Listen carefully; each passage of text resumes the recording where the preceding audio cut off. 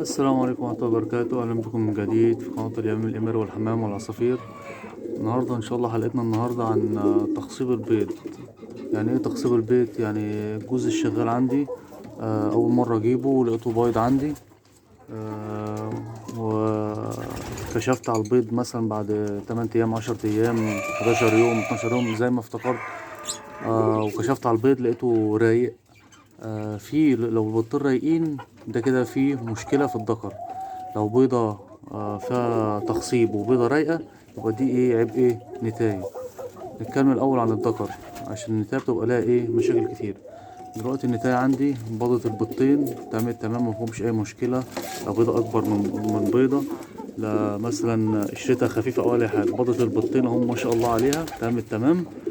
دلوقتي ايه؟ أسيبها لمدة ايه؟ 10 أيام. أبص على البيضتين، لو كشفت على البيض على زي ما احنا عارفين بالفلاش في اوضه ضلمه كده، وبالفلاش او حته ضلمه او الوقت بيبقى ضلمه، وحطيت الفلاش وحطيت البيض عليها، لو معرقه دم او فيها غمقان او فيها غمقان فيها تخصيب، يعني كده خلاص تمام مفيش اي مشكله في الذكر لو البيضتين مخصبين.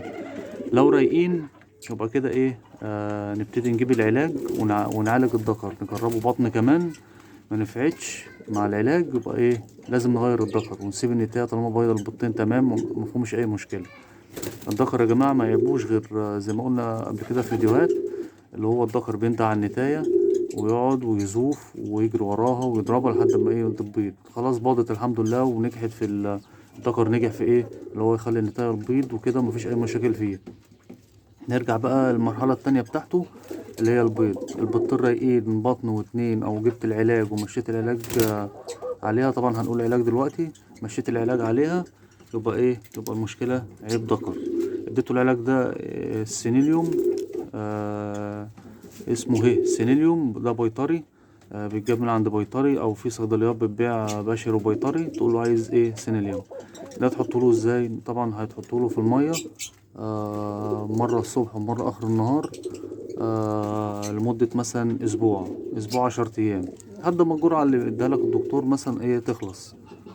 عايز تحطها له مرة في اليوم مفيش مشكلة، عايز تحطها له مرتين في اليوم بحيث ان انت تحطها له الصبح وتيجي تغير المية تحطها له تاني، مفيش أي مشكلة برضك، هي مش مضرة. هي التخصيب فيها عالي وممتاز للنتاية وللذكر. فطبعا ان شاء الله تجيب العلاج وتمشي عليه.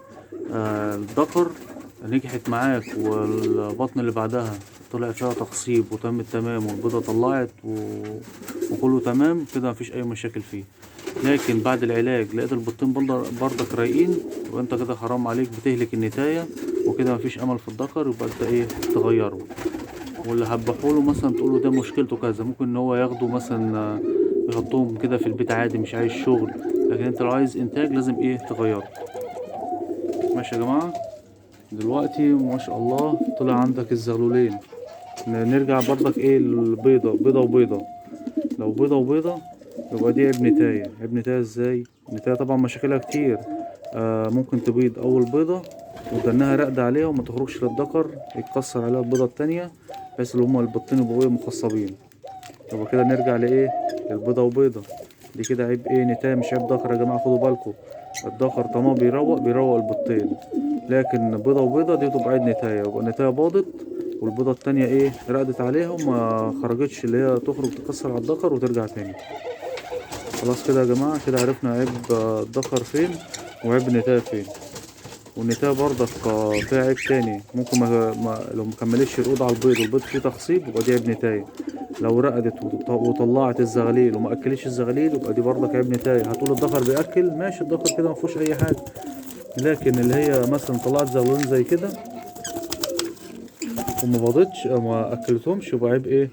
عيب زغاليل. طبعا ده أخوه أهو، ده الحمد لله قدر الله ما شاء فعل ميت، ممكن يكون ميت من الساعة ولا حاجة اهو. كانت مطلعة زغلولين اهو، حتتين اهو، بس في واحدة ايه؟ فيهم مات. لو الحمد لله قدر الله ما شاء فعل، ده ايه؟ نصيب. لسه والله شايفه حتى دلوقتي. نرجع يا جماعة لموضوعنا. لو ما اكلتش الزغاليل يعني بيضة اهي وفقست والزغاليل زي كده وما طلعتش الزغاليل او فقست الزغاليل يبقى ايه؟ عيب نتاية.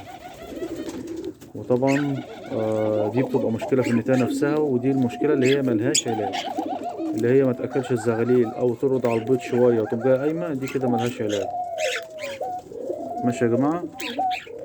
واد الدكر اهو ما يجي ينده على النتاية وعايزها بيض او عايز يكسر عليها زي ما حضراتكم شايفين، ده بيبقى الدكر كده تمام. دي اول مرحلة بتاعت الدكر، اللي هو ما بيقعدش ما بيقعدش مع النتاية زيه زيها، اللي هو ايه، ولا بيزوم ولا بينده على النتاية او ياخد زاوية او الحاجات دي كلها. ده كده ما ينفعش يا جماعة. لازم الدكر يبقى نفس المراحل دي، يبقى زايف وبيجري ورا النتاية ويضربها لحد ما تتكسر منه او تبيض. المرحلة التانية بتاعته اللي هي ايه، التخصيب. والعلاج بتاع التخصيب اهي سينيليوم، ده بيطري، ده بيتباع في الصيدلية. استعمال لمدة 10 أيام، وحسب الإزازة بتاعتك ما تخلص. مثلا لو ما بدكش إزازة طبعا كبيرة، بديك في قطارة كده، بيقولك مثلا 5 نقط في اليوم أو 5 نقط مثلا صبح و5 نقط آخر النهار، عشان ساعات بيعملوا حمام طبعا في المسقى ما بيرضوش يشربوا. ماشي يا جماعة. كده عرفنا مشكلة الدكر والنتاية في قلة التخصيب. هذا الدكر هو زايف عايز ايه، النتاية. طبعا زي ما احنا عارفين ان دي المراحل الاولى في الزغاليل، وبعد كده المراحل دي لما يكبر بقى ويريش تمام كده، دي تغذية سليمة وكده. انا معظم عندي مش عارف، الحمد لله يعني قدر الله ما شاء فعل، يطلع الزغلولين تلاقي الزغلول مات والزغلول تاني عايش، مع انه بقى ايه، واكل مفيهوش اي مشكلة. بس بنقول الحمد لله ما لناش نصيب فيه، قدر الله ما شاء فعل، مش اي مشاكل. وده يا جماعة اهو، كشفت انا على البيض 10 أيام، لقيته ما شاء الله مسود اهو. بصوا يا جماعة، حتى في الفيديو تلاقيه غامق، البيض هتلاقيه غامق اهو، ما شاء الله تبارك الله. البيضتين يبقى كده ايه، الدكر ناجح والنتاية ناجحة. الدكر ناجح هو بيض النتاية وخاصة بالبيض، والنتاية نجحت اللي هي تبيض وتبيض البيضتين، وما شاء الله تغذيتها كويسة، وتيجي للدكر يكسر عليها البيضتين وتقوم جاية ايه، راقدة. واد النتاية راقدة وما شاء الله حنينة، مفيش اي مشاكل فيها اهم، راقدين. ودول طبعا مقلناش لسه الزغلول من عندهم. ادي الزغلول اهو، نبتدي ننقله اهو، بحيث اللي هما ايه، يشتغلوا براحتهم اهو، بقول لوحدهم. هنحط الزغلول فين يا جماعة؟ نفس المراحل على قده بتاعت الزغاليل اهو. دول يا جماعة كلهم كده قد بعض. يمكن ده اللي انا مدخله ده بيبقى ايه، صغير شوية بس مفيش مشكلة، بس كلهم في سن واحد. طبعا ما دخلش الزغلول على جوز شغال ولا مجموعة شغالين هيقطعوه لحد ما يموتوه او يعوروه، او دخلهم شباب برضك قافلين، بيبقى ايه غلط. طبعا بيتهجموا عليه ويقعدوا يضربوا فيه لحد ما ايه، يتصاب او يموت. فاحنا ليه ما عندكش، يبقى حطه في قفص لوحده كده، مفيش اي مشكله في نقل الزغاليل او نقل. لكن الشغال ننقله على الشغال هيضربوا بعض شويه، بس هتلاقيهم ايه، خدوا على بعض. او الشباب القافل برضك هياخدوا على بعض ومفيش اي مشكله برضك، ايه، هيقفوا وهياخدوا على بعض ومفيش اي مشاكل. دلوقتي الجوز عندي مثلا لابوه وامه نقلنا الزغلول، ولسه ايه ما بضوش، لسه هو ناقلين الزغلول بقى. في يمام بيبيض والزغلول معاهم، وفي يمام ايه ما بيبيضش غير اما الزغلول يخرج. طبعا دول لسه ما بضوش اهو. هبتدي اجيب لهم قش واحط لهم القش بتاعهم والفه لهم، وهم بقى يظبطوا مع حالهم ويظبطوا ويبتدوا ايه، يبيضوا اهو. الدكر ما شاء الله زي على النتاية اهو، بس دول طبعا مطلعين. طبعا النتاية مش هتسمح اللي هو يكسر عليها او يعمل عليها حاجة، بس هي ايه لسه بتأكل ولسه الزغلول صغير اهو.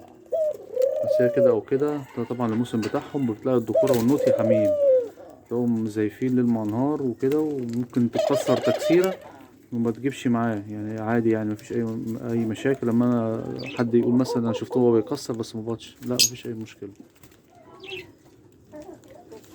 متنسوش بقى اللايك والشير والاشتراك في القناه ليوصل كل جديد. في اي مشكله في اي حاجه اكتب لي في تعليق. طبعا النهارده بتواصل مع صديق ليا، ويمكن هو ما يتفرج على الفيديو ويسمعني، عامل الفيديو ده عشانه، بحيث اللي هو ايه، كان جايب جوز والجوز روق وكده.